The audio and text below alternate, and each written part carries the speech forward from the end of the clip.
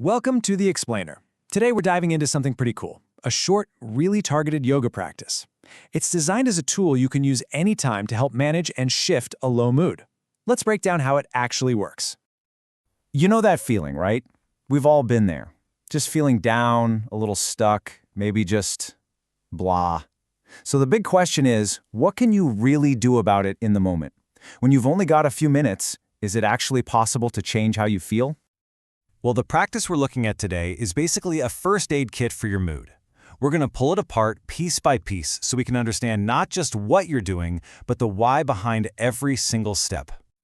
All right, first up, the body.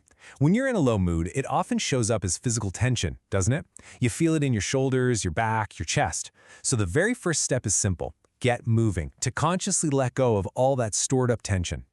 The sequence uses two specific poses to get this done. First, there's a standing spinal twist. The idea is to literally wring out all that tightness from your torso.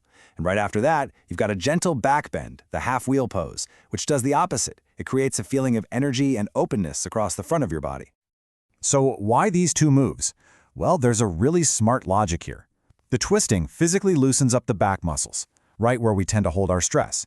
Then, that backward bend opens up the chest, which can give you an immediate little boost of energy. It's like these movements send a signal to your nervous system saying, hey, it's safe to relax now. Together, they get your body ready for the deeper work that's coming next. Okay, so once the body's a bit looser, the focus shifts to the breath. And this is so important. We're not just talking about regular, automatic breathing.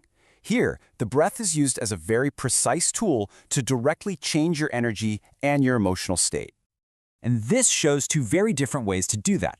On one hand, you've got Bellow's breath, or Bhastrika. It's really forceful and fast. Think of it like an eject button for frustration and anger. On the other hand, there's sun channel breathing. This one is slow, rhythmic, and you only breathe through your right nostril. In yogic tradition, that's linked to activating your energy. So you see, you've got two different tools for two very different jobs. And listen to this powerful description of Bellow's breath. It's not just about calming down. It's framed as an active process. You're clearing out the darkness to literally make room for enthusiasm and optimism. It's a really proactive way to look at shifting your own state of mind. So we've moved the body, we've used the breath, and now the practice gets even more subtle. We're moving into using sound and vibration. The idea is that certain sounds can actually resonate in specific parts of your body to help you access and let go of deeply held emotions. It's called the mind-sound resonance technique. And don't worry, this isn't about being a great singer. It's about using your own voice to create a physical vibration inside you. By aiming that vibration at different spots, the practice aims to gently loosen up any emotional knots. And what's so fascinating is how targeted it is. The sound ah is aimed right at the center of the chest to help release deep emotional pain. Then the oo sound vibrates in the throat, which is all about unexpressed feelings.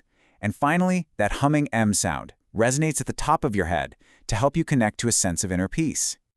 After all that work, the moving, the breathing, the vibrating, the sequence brings you to its final and, maybe its most important phase.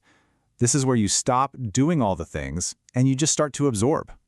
So the practice ends by just lying down in a simple relaxation pose. But this is way more than just taking a little nap. This is a state of conscious relaxation. It gives your entire system, your body, your nervous system, your mind, the time it needs to really integrate all the shifts you just worked to create. And it's right here, in this stillness, that a really big idea is introduced, the concept of the observer.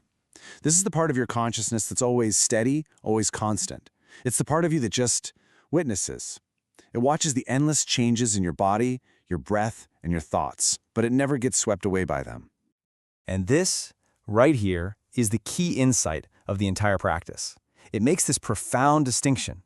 The pain, the sadness, the frustration, these are things happening in your body and mind. They're temporary.